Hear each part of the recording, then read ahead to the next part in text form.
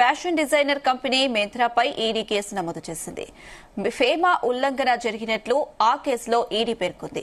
సుమారు 1654.35 కోట్ల మేరకు అవకతవకలు జరిగినట్లు తెలుస్తుంది. మింత్రా డిజైనర్స్ కంపెనీతో పాటు దాని అనుబంధ సంస్థలు, డైరెక్టర్లు ఈ ఉల్లంఘనకు పాల్పడినట్లు ఈడీ ఆరోపిస్తుంది. ఈడీ ప్రకారం మింత్రాతో పాటు అనుబంధ కంపెనీలు మల్టీ బ్రాండ్ రిటైల్ వాణిజ్యాన్ని కొనసాగించాయి. కానీ హోల్సేల్ క్యాష్ అండ్ క్యారీ వ్యాపారం చేస్తున్నట్లు ఆ కంపెనీ తెలిపింది. తప్పుడు వ్యాపారాన్ని సూచిస్తున్న ఆ కంపెనీ నేరుగా ఎఫ్డీఐ విధానాన్ని ఉల్లంఘించినట్లు అవుతుందని ఈడీ తెలిపింది.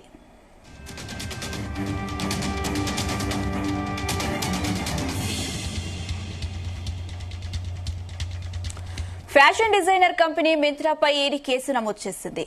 ఫేమా ఉల్లంఘన జరిగినట్లు ఆ కేసులో ఈడీ పేర్కొంది. సుమారు 1654.35 కోట్ల మేరకు అవకతవకలు జరిగినట్లు తెలుస్తుంది. మింత్రా డిజైనర్స్ కంపెనీతో పాటు దాని అనుబంధ సంస్థలు, డైరెక్టర్లు ఈ ఉల్లంఘనకు పాల్పడినట్లు ఈడీ ఆరోపిస్తుంది. ఈడీ ప్రకారం మింత్రాతో పాటు అనుబంధ కంపెనీలు మల్టీ బ్రాండ్ రిటైల్ వాణిజ్యాన్ని కొనసాగించాయి.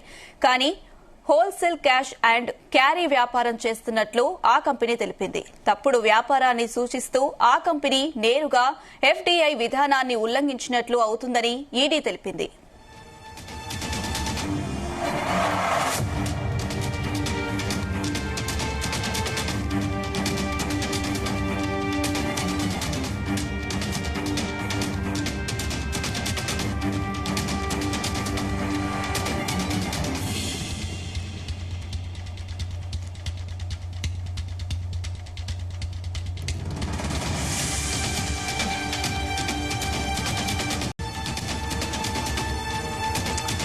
ఫ్యాషన్ డిజైనర్ కంపెనీ మింత్రాపై ఈడీ కేసు నమోదు చేసింది.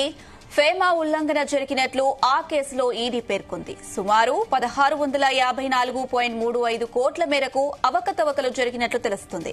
మింత్రా డిజైనర్స్ కంపెనీతో పాటు దాని అనుబంధ సంస్థలు, డైరెక్టర్లు ఈ ఉల్లంఘనకు పాల్పడినట్లు ఈడీ ఆరోపిస్తుంది. ఈడీ ప్రకారం మింత్రాతో పాటు అనుబంధ కంపెనీలు మల్టీ బ్రాండ్ రిటైల్ వాణిజ్యాన్ని కొనసాగించాయి. కానీ హోల్సేల్ క్యాష్ అండ్ క్యారీ వ్యాపారం చేస్తున్నట్లు ఆ కంపెనీ తెలిపింది.